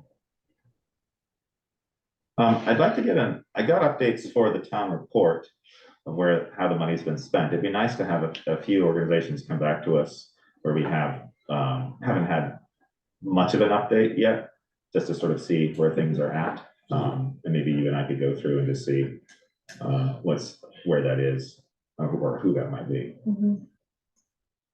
And in terms of deciding what to do with the $282,000.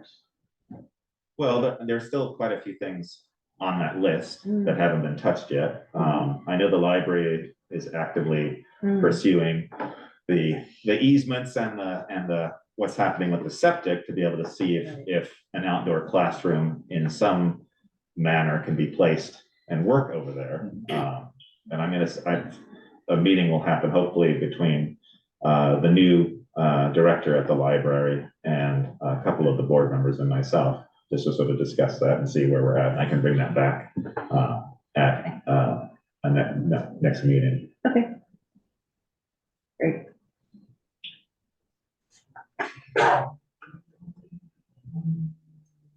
All right. Item 8. Consider retroactive grant authorization request from the Hub Teen Center to the Vermont After School Vermont Youth Project. What happens if we say no? So Let's do it. retro. I take it they've already applied. It was. We got the grant in their hand? Yeah, pretty much. Why are we here on Monday nights then, people? I just say I that. mean, it's only Policy does 8:04 on a Monday. Come on, we're doing pretty well today. But also because we only meet every 2 weeks, and sometimes there's deadlines that Yeah. come up. Right. Yeah, if you just. We sneak up. They They sneak sneak up. And the They policy second. does allow for retroactive. Yeah. I'm just. If the timing doesn't work out. So moved. Okay, so we have, well, actually, you, I'm okay. Yeah, You can so second that. you okay? second. No, I don't want to. Second. you switch it, whatever. So I'll motion second, all those in favor of applying for the retroactive grant application And receiving it. and receiving it? Aye. All right. All right, thank you. And number 9, review and approval of the January 8, 15, 29, February 1, February 12 meeting minutes. Only the January 8th and the 15th are currently available. We did receive the February 1 and February 12 draft minutes today, and I posted them, not reviewed yet, but they're posted on the website. As Now, I is. sent you 3. Which 3 did I send you? We already had approved the 22nd. Okay. I make a motion, we approve the other 2 that I sent you. Yeah, the January ones. Okay. January 8th and 15th, Michelle, you're saying? Yeah, I think it's the Yeah. 8th and the 15th. All right, second. Yep. All right, all those in favor of approval of those minutes? Aye. Aye. Thank you. Item 10, authorize accounts payable warrant and any liquor and tobacco licenses in the amount of. Do you have The your- warrant is $431,718.06. Alrighty. We all signed it, so it's all good to All but go. Michelle, yep. Any, no liquor, tobacco? Not this week. Not this week. Let's see. Okay. Authorize accounts payable, we did that, just did that, Darla. Select board roundtable, Ian. I mentioned the town report, that people can come and pick up a copy. It's on the website. Any corrections that someone finds, please feel free to email me and I can update the electronic version if I need to. Had a question, what's our policy for flyers / posters on lamp posts? I saw a couple outside where the crosswalk is for the scouts. They're taped to the large green posts that are out there. Do we have a policy for that? Is that allowed, not allowed? I don't believe we have a policy, but Okay. it sounds like maybe we should. I thought we did doesn't take happen very her. often. Didn't Bob Stetson always go out and tell people they had to take them off of the poles? He would take them off. Power poles, power Yes. poles. Yeah, Right, that's what I'm the saying. power our poles. Can't be on power poles or, I don't know about our poles. Yeah, I was just curious about that. I mean, we don't have a kiosk or anything, but there are other places in town, but it doesn't Well, look great. and then the question is, who removes them when the date passes? Yeah, exactly. And it sort of, depending on how you've taped it up, it leaves sticky stuff on there and it doesn't look great, so. Well, we used to always get somebody applied to put up the ribbons in either breast Oh, cancer yeah. awareness or whatever it Mhm. was in the fall. So why isn't this any different? That they would have to apply. Yeah. I If mean, we're it's not gonna really- tell them to do that anyway. No, I mean, the lamppost isn't really, it's large. It's not like the Main Street lamppost, it's the intersection one, so it's a larger area, but it's not really a posting area. I mean, people could post something on our electrical boxes out there. And sometimes they do, but I'm sure we wouldn't allow that. Because it's not an official posting area, I guess that would be my. No, I reason. don't think, it's basically defacing. Right. Yeah. Would be my take on it, is whether it's a good cause or not. Yes, regardless of who's posting it, I would recommend taking those down, and I'm sure they're posted in other places too. And I had one other thing. So this is a question about, Joel, last week, Joel had talked to Richard, who was here, with regard to the Energy Committee, and you asked a question about natural gas. You'd like to see Yes. that, then discuss that. Thinking about it more over the week and reading the minutes they put it on their agenda. This was last week. I read the minutes, and they've also emailed the Addison County Regional Planning Commission. They felt confused and not sure of their position of how to begin that process. But stepping back a little bit, I was curious about the board's ability for like individual members to make such a request. And the reason I asked is because it's quite a large request. It's not something that we talk. Individual members of this board? to Yes, make a request of a committee, whether it be it this or something else. Mhm. What's our position on that? Are we allowed to do that as select board members? And with an item like that, should it have been brought as an agenda item for discussion before then talking to a committee? I think I would have to say, I would think that it should come as, if it's a request of a committee, it should come as a directive of the board, from the board. Okay. Meaning that Joel brings it to us and then we send it to the committee. That would have been his select board concern. Okay. And then as a group, we make the decision to send it to the committee I mean, it's all right to suggest that they look into it. And if they want to do it on their own, then they can do it. Right. So But- let me be devil's advocate here. What happens if it's a community member who wants them to look at it? How do they go about that? We don't have a policy that says you have to come to the select board and then we have to bring it to the energy committee. But then the Well, I energy would- committee doesn't necessarily have to listen to them. Exactly. Any more than they have to listen to Joel as Right. one member of the board. Mhm. I would say, I would say that if you came to me with a legitimate ask, and I would run it to the rest of the board, and if the rest of the board felt that it was a legitimate ask, then we would discuss it. It's no different than somebody coming to us with an ask. If we feel we discuss it, if we feel it's a legitimate ask, then we go further. And I think, I guess my comment is if you have a committee member, a community member who wants to know how to do this and they go to the energy committee without, coming to the board, what's the process then? I mean, does the committee have to say, no, we're not gonna consider that? Or do they say, well, you have to bring it through the select board? I mean, I don't know. Do we have a policy on how that works?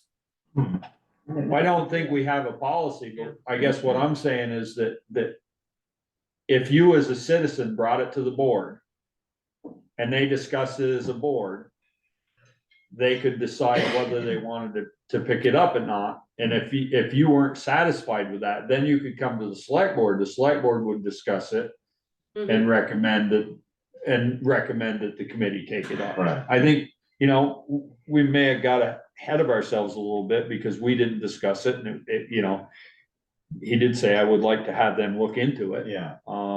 And at that point, it's just one person asking. Right. It's But not- they did put it on the agenda and talk about it and are, and from the minutes, and I know Jimmy attended that meeting, they were, because of involvement for energy committee members for the previous lawsuit, when that project was in town and being discussed, they had concerns about that. Do energy members recuse themselves from the discussion? So they're just kind of, it was a little bit complicated. And it's not just, I mean, it could have been any request. This one was a particular big one, but it's for all of us to sort of think about, because I had things like, oh, I'd really like to see a push button crosswalk by Pleasant and North. Could I bring that to the pedestrian committee and say, could you please research this? I'd really love to see you bring this to the select board. But I think that's something I have to talk with everyone about. I think if it was like, it'd be great to have better lighting in here, LED bulbs, that's one thing, but like bigger projects, I feel. Yeah, I think.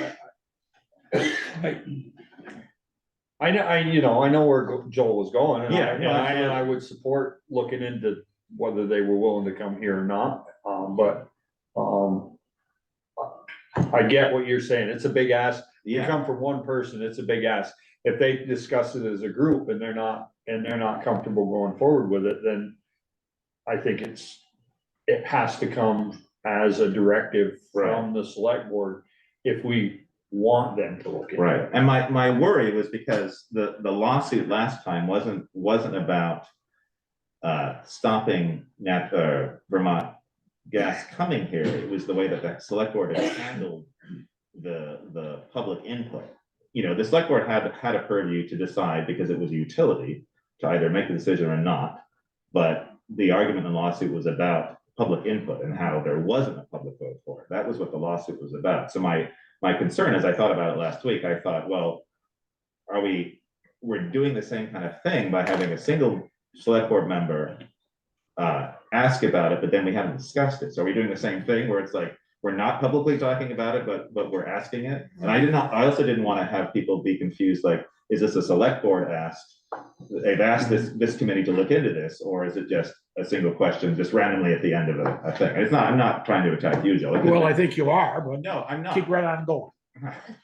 I'm not, but that particular project is a really big project. It's And a so hot button. and I want to make sure that like it's handled better than it was handled last time because of what happened with the lawsuit. I wouldn't want that to happen again. So that said, Joel, if you want to pursue this, get it on the agenda and we'll Okay. discuss it as a board. Ben has And a then question.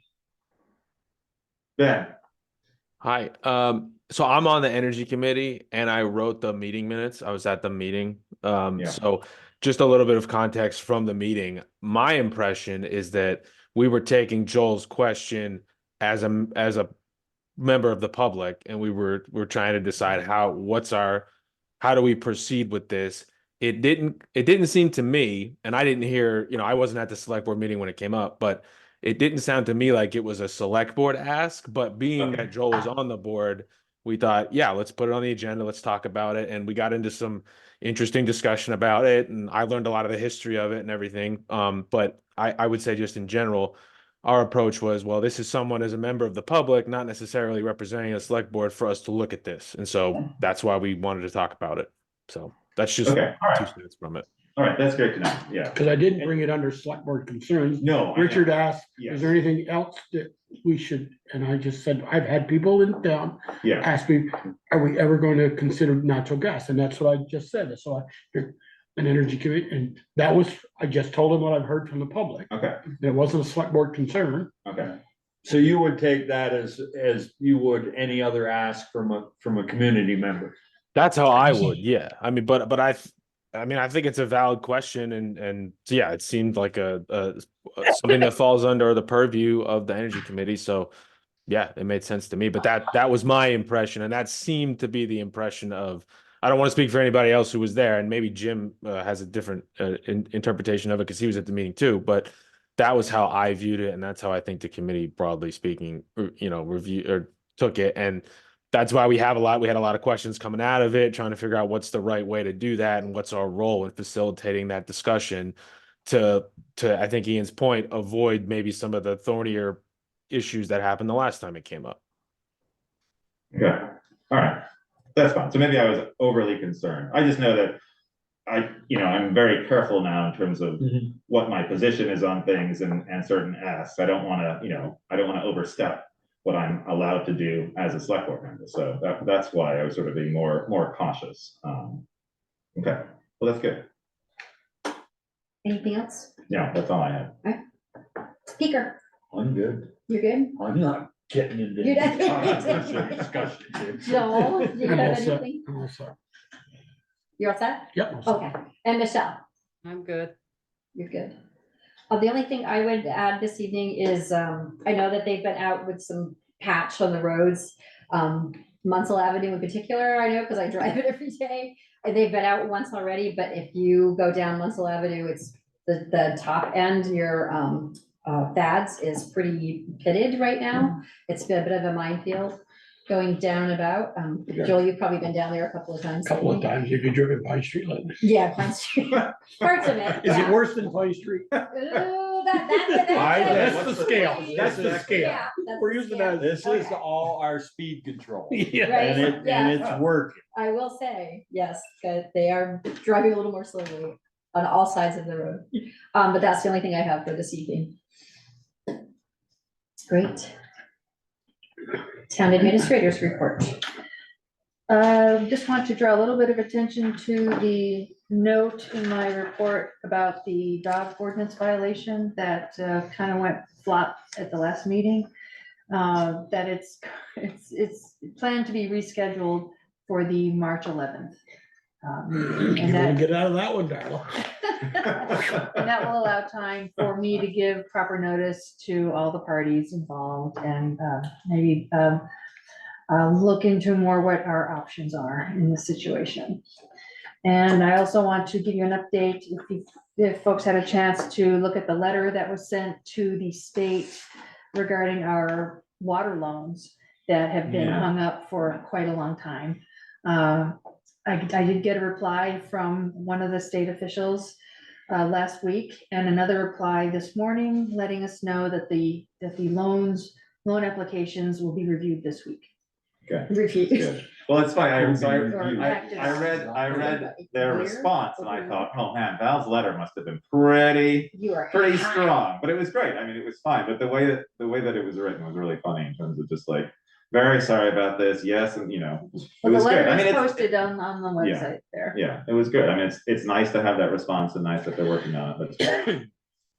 Well, just for context for folks that hadn't looked at the letters, we submitted the step 2 design phase loan application in June of 2022. Yes, and the loan application for the construction in August of last year. And we still haven't gotten any loan documents, so we can't submit any of the reimbursements because we don't have the loan documents. And meanwhile, we took out a tax anticipation loan that has to be paid back by the end of June to help manage cash flow, because this is all coming out of the general fund temporarily. Right. It'll ultimately be shifted to the water department where it belongs, but but just as an interim measure, it's coming out of the general fund for cash flow. Okay. So I emphasized those things. Hopefully we'll see that soon. And that was a year ago, right? Yeah. You didn't like that last? No, I didn't like that laugh. You mean soon by the end of 2024? That's And I want to soon for them. acknowledge Jill and Steve's Tireless. contributions to the substances of the letters and motivation to write it. That's great. Well, it worked. Did work. That's great. All right. Anything else? Nope. So other business correspondence reports, correspondence received. We talked a little bit about that just. Anything else in there? No, just to acknowledge those correspondences, they're under other business, and also I did inquire of Vermont League of Cities and Towns regarding the horse Yeah. concern that we received last month. And so their response is also posted, basically you need an ordinance, or the person can file civil action. But there's really not a whole lot the select board can do to address that situation. I mean, there is, I've been reading up and they were discussing this the other morning on a talk show on there's a bill in legislature right now to raise the fine from $100 for a horse out wandering from $10 to $100. Right. And I thought that somebody must have attended our meeting. Anyway, I mean, just, I mean, I don't know where that $10, who generates that bill. I don't know. It'll cost more to do that than to take in the money. Bruce has got a lot of spare time. No, he doesn't. I don't want to put it, I don't want to put it on the police, but just, Just need okay, to- we got needs a to order a notice. pair of checks. And start hitting them with the $10, I don't care, we set them every day. Send them on. If it runs every day out, send them a $10 one. And if it goes up to 100, we've set a precedent. Well, we were getting $10 ones. We were paying, it was cheaper to pay it than pay the fence, repair the fence. But Yeah, I mean, the main thing from the letter that Val mentioned was like, the person can probably bring a civil lawsuit to recoup damages to their property. The town doesn't have any ordinance regarding domestic animals, then there's not much the town can do except to use the state laws as described below, so. You know, but I think what we had discussed was sort of updating our animal policy to be more inclusive of other animals. Right, and we have to think about, be careful what you wish for. Right. Because I then it was needs just to be gonna dealt say with. that It we're needs to be getting ourselves enforced. into some weeds. Yeah. I mean, there's civil suits available and, you know, they can do small claims court, which, you know, the limit is probably within that range, you know, and it's a little cheaper, but I don't know that we want to get into all that. Your chickens are eating all the grubs off my lawn. And all the Maybe fleas, the horses can eat them. fleas and ticks, come on, let them run. or your cat sitting underneath my bird feeder. Oh, yeah. Guilty charged. Come on, Hawaii has the rooster problem. All right. Let's see, do we have anything else for executive session? Yes. To follow through, We do. Okay. Somebody want to make a motion? Michelle, want to make your motion? Sure, I make a motion, we enter into executive session per 1 VSA section 313 to discuss personnel. Second. All those in favor? Aye. Aye. Thank you, everyone. Thanks for coming. Thank you. Hey, guys. Bye. Thank you. Good night, Jim. Thank you, everyone online. So I'm gonna stop this. Don't